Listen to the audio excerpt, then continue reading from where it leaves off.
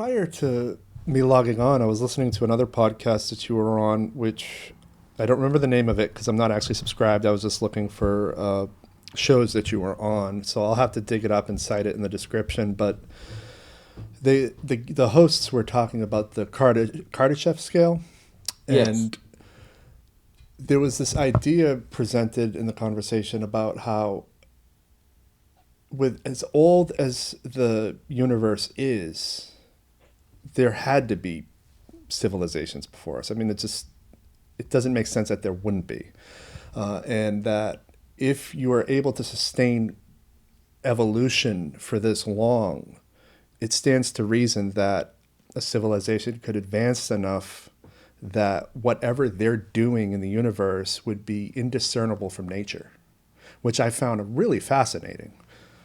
Well, that's it if they want to hide themselves. But, Yeah.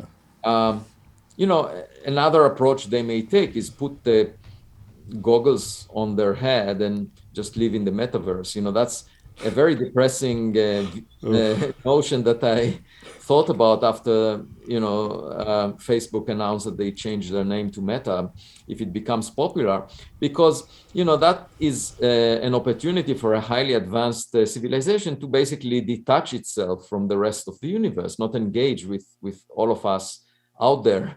And you might think, okay, well, if they close themselves in a cocoon, we might not know about them.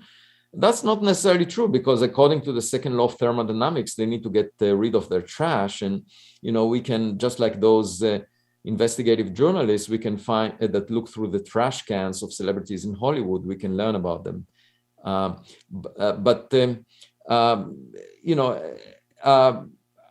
I do believe that a sufficiently advanced civilization might not decide to hide itself. It actually would like to promote its goals throughout the interstellar space, and we would see evidence for that. And it will not be biological creatures that come to visit us. It will be advanced artificial intelligence systems that outperform our human astronauts. And then we'll have to figure out what their intention is when we find them in our mailbox, so to speak, near Earth. This would be very interesting.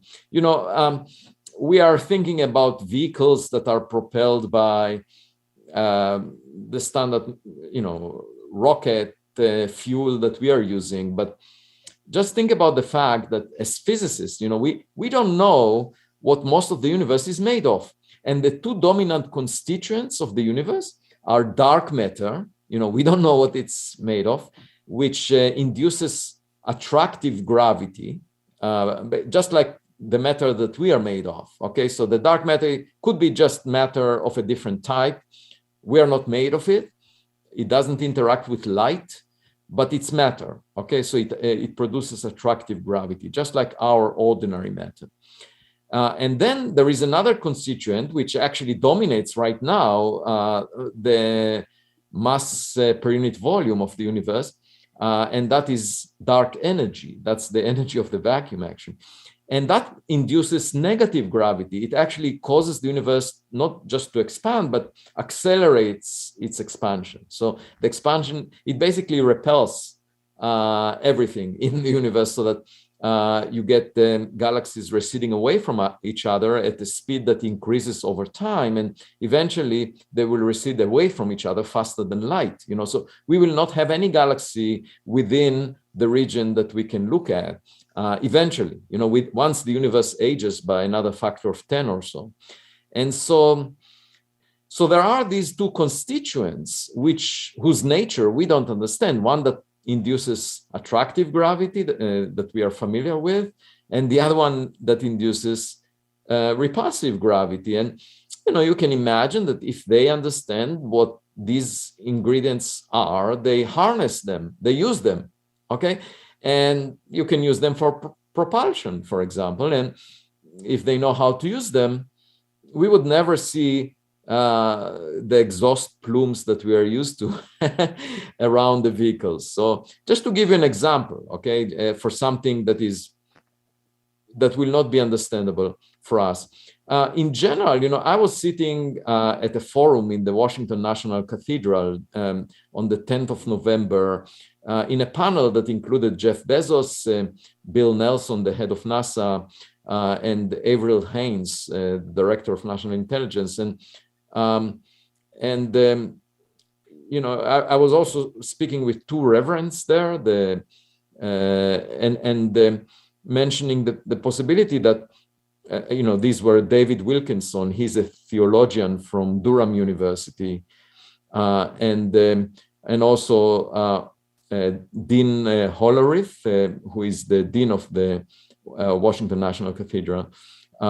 And so I was saying that in principle, an advanced scientific civilization is a good approximation to what religious scripts called God, because it could produce, in principle, life and baby universes in its laboratories. So if that's the case, and we face we witness the technologies that they are capable of producing, we would be at awe. And it would be similar to religious awe, because it would be so far beyond us.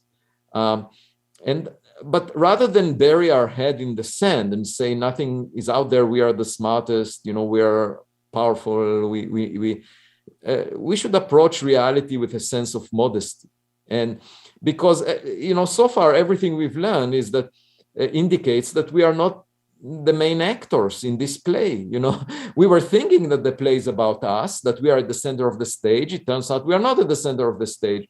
And actually the play started 13.8 billion years ago. We just came at the end. So how dare we even imagine that the play is about us, and then, the only way to figure out is to look for other actors that may have been around for a while, and maybe they have a better sense of what the play is about. A sense of modesty is in place. And, why should we be arrogant? Why should we stigmatize the study of this subject? It's just not intelligent to do that. I agree with that. And if it is a play, I would like to know the audience as well. Well, the audience may be part of the play.